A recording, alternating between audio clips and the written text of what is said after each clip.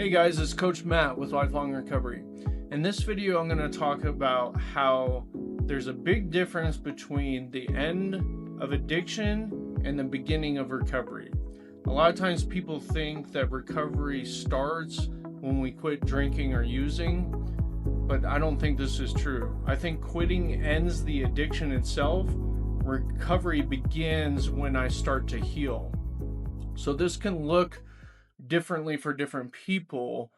Sometimes people will say that they got sober on a certain date and then they began recovery after that, a certain date after that. And what that means is, again, the quitting of the addiction is just the removing of the substance, right? The quitting, the drinking or the using. The recovery is the actual act of healing and growth.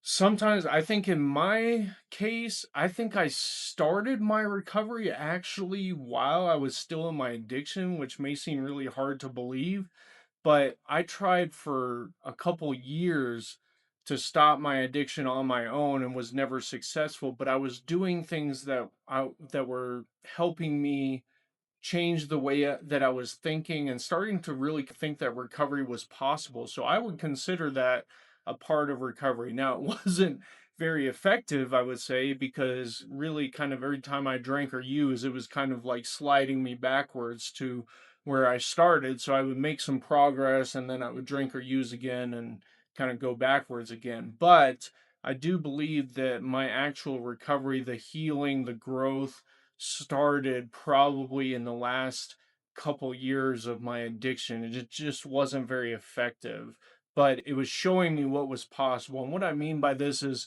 I was starting to kind of try and figure out what recovery took. I started going to meetings every once in a while and seeing other people that were staying clean and sober. Um, I was listening to how other people did it. I was listening to things on YouTube of how to like change your thinking, how to improve your life. Again, it wasn't very effective because the drugs and the alcohol were impeding my progress like by a lot and really, making it pretty much impossible for the progress to stick. But I was like figuring it out, I guess. And then, for me, everything changed when I actually decided to get help. Something I say all the time is a lot of times people are trying to fix their diseased brain with their diseased brain, which is exactly what I was doing. And I was just beating my head against the wall, trying to figure it out on my own, not realizing that my brain was literally physically changed because of the drinking and the using, and my thinking was irrational. It really was a mess. So I just didn't realize that I wasn't going to get very far on my own, which is, it's normal. I think a lot of people think like I did, where I created this mess. I got to figure it out. Unfortunately, in my experience, that's probably the thing that keeps people from recovering the most is they're trying to just do it on their own. But nonetheless, the quitting of the addiction, the quitting the drinking and the using, and the recovery are actually two different things. So the addiction ends the day that you stop drinking or using. Recovery begins the day that you start rebuilding your life, the day that you start healing, the day that you start the growth. So a lot of times people think, I quit, life should be getting better. Instead, they find, I quit, now I'm feeling anxious, and now I'm feeling shame, now I'm feeling boredom, now I'm feeling lonely. I'm feeling these destructive aspects of what the addiction did in my life, the broken trust. Um, I will tell you guys, so like I know for me, I really was naive about what quitting would do for me, in that I really thought that like now that I'm clean and sober, life should be perfect. I was extremely naive in my early sobriety, and I'm talking probably it wasn't just like the first week or couple weeks. I was very naive about what I thought recovery was, and just what quitting the drinking and the using. It's an interesting thing because in my addiction, I thought that I was cursed. I really believed that I was cursed from God, the universe, whatever. But I really believed that I had a curse, that nothing would ever go right for me. I didn't deserve happiness. I mean, it was a weird, it's a hard thing to put your finger on, but I really did believe that I had this curse. And then naively, I thought that the universe should reward me. um and again, guys, I know this may sound kind of crazy and stupid, but that was the reality for me. I thought that the universe is going to reward me for being clean and sober. I'm finally doing what I should be doing, and therefore everything's going to be great. Meaning, now I'm going to get the perfect relationship. Now I'm going to get the perfect job.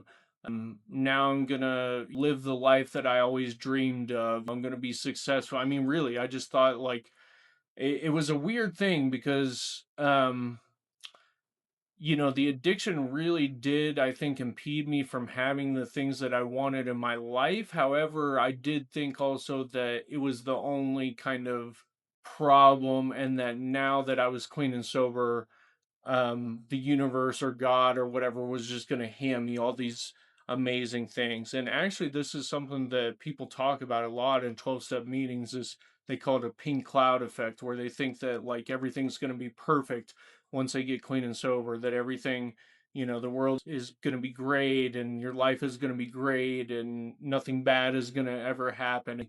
It's really kind of a delusional thinking, but this is reality, the craziness of addiction. This is the craziness that addiction really creates.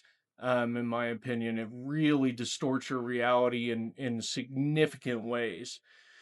So, the removing the alcohol and the drugs doesn't automatically build a better life, right? Because the addiction isn't the only thing going on there. The drinking and the using affects pretty much every aspect of our lives. It affects thinking, it affects emotions, it affects relationships, it affects my identity, it affects people's purpose in life, their self-esteem, many, many different things. And when we're talking about addiction being a disease of the brain, you can understand how it really distorts your reality. It distorts your thinking, it distorts your behavior, and it has lots of kind of ripple effects. So the drinking and the using isn't the only thing that needs healing.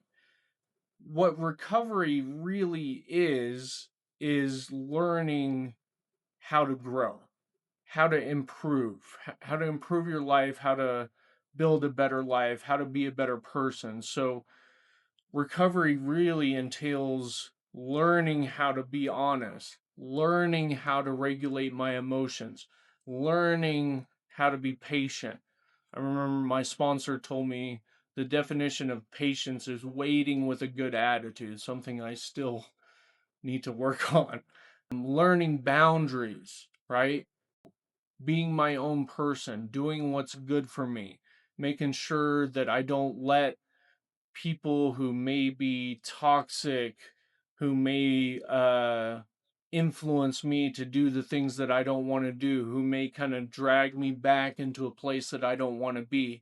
Learning to be able to put boundaries between myself and them, how to be healthy and live the life that I want to, and making sure that I've got those healthy boundaries between myself and other people. And that's just one of the ways that it can look. Building trust, learning how to be a trustworthy person, learning how to trust other people, learning what my purpose is, or rediscovering my purpose and actually going towards that. Learning self-respect. The thing about self-respect is it's pretty hard to have self-respect when you're doing things that you're ashamed of. It reminds me of how I used to tell people when I was working in treatment that the best sleep medication is a clear conscience. There's actually a quote of this, like the softest pillow is a clean conscience. But again, now probably if I've been in the addiction for a long time, I'm gonna have to relearn a lot of these things, or maybe learn them for the first time. I may have never grown up in a family where these things were prioritized, and I may have never been taught these kinds of things. So I may be kind of on my own and figuring that out. The good news is I don't have to do it on my own. There's plenty of people that I can find in different places who are living a life that looks like this, and I can model myself after them. With alcohol, it's not about recovery, isn't learning to live without the alcohol and drugs, it's learning how to live, period. How do I live a good, healthy, meaningful life? How do I be the person that I want to be? How do I do the things that I want to do? So it's really learning what life is, what makes life worth living. How do I create relationships that are uplifting, that are based on reciprocity, of support, of caring, of comforting, wanting the best for each other? If I've been drinking and using on a regular basis, probably my relationships haven't had much substance, no pun intended. They probably have not been very healthy for obvious reasons. And even my friendships, they're probably based more on drinking or using than actually, a mutual respect, a mutual support, um, wanting the best for each other. And it doesn't even have to be. I think many guys just in general don't know how to have meaningful friendships because they're afraid of um, showing emotions, So this could be just in general, but I think recovery really is about growth and healing. It's not just about removing the alcohol and the drugs. I mean, that's a whole separate thing. So guys, I hope this was helpful. In the second video, I will talk about why recovery feels so hard, how to really implement this, how to build lasting recovery. What am I going to need to do? But I hope this was helpful, guys. If this was helpful, please share it with somebody that you think it could benefit. Please give it a like. If you want to see more videos, please subscribe to my channel. And guys, throw a comment down below. What did you think about the video? What's your perspective? What's your experience? If you want to see videos about certain topics, please throw that down below. I'm happy to make a video based on certain topics that anybody is struggling with. But I appreciate it, guys. If anyone is looking for one-on-one wellness or recovery coaching, please go to my website, lifelongrc.com, or you can hit me up on Instagram at lifelong recovery.